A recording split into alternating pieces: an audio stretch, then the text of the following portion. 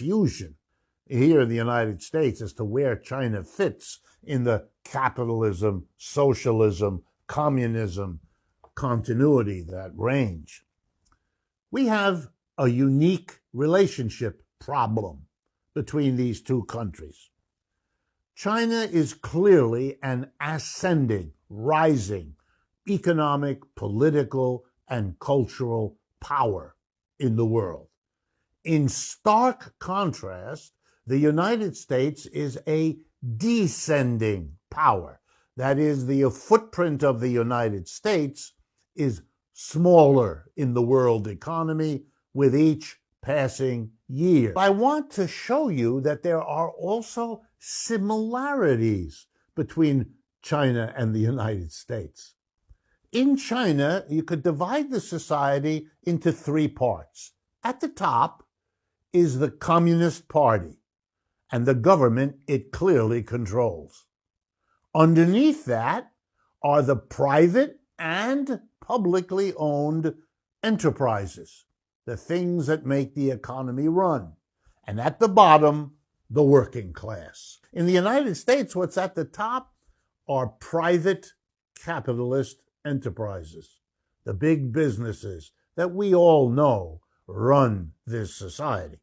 Underneath them are the parties and the governments that they control.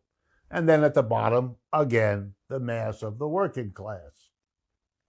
It's been the job of the politicians and the government to keep all this working. And they have done a middling job of that. That's why this country is descending and the Chinese are ascending. Their government at the top, party and government mobilizing, have proven themselves able to do things that the slightly different system, private enterprise on top, party government in the middle, mass of workers at the bottom, haven't been so successful at. Let me give you some examples because they're really important. Over the last 30 years, the Chinese system has grown much faster economically than the United States. 2 to 3 times faster. That's why the Chinese are now the only rival to the United States and the European Union. But that's not all. They've been better able to mobilize society to solve key social problems.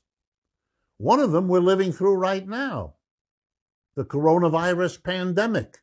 Look at the difference between the Chinese focus on closing down Wuhan and closing down the province of which Wuhan was a capital, really crunching down on this virus so it didn't spread, versus the United States, whose parties and government bicker and delay and stall and can't mobilize anything comparable, so that we have here in the United States 4% of the world's population and 25% of the world's corona cases and corona deaths.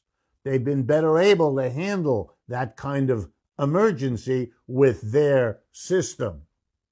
And they've also been able to undertake enormous decisions, the likes of which we haven't. They committed themselves 20 years ago to develop their infrastructure.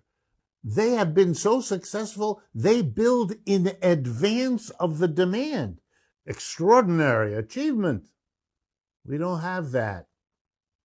They committed themselves to become less dependent on world trade and more focused on their own domestic economy. And they've made enormous strides. And they wanted to focus their energies to not be destroyed by the crash of 2008 and then again by the crash of 2020. And they have gotten through those economic crashes better again than the United States. The kinds of social organization that the Chinese have put into place are what other countries need to learn from.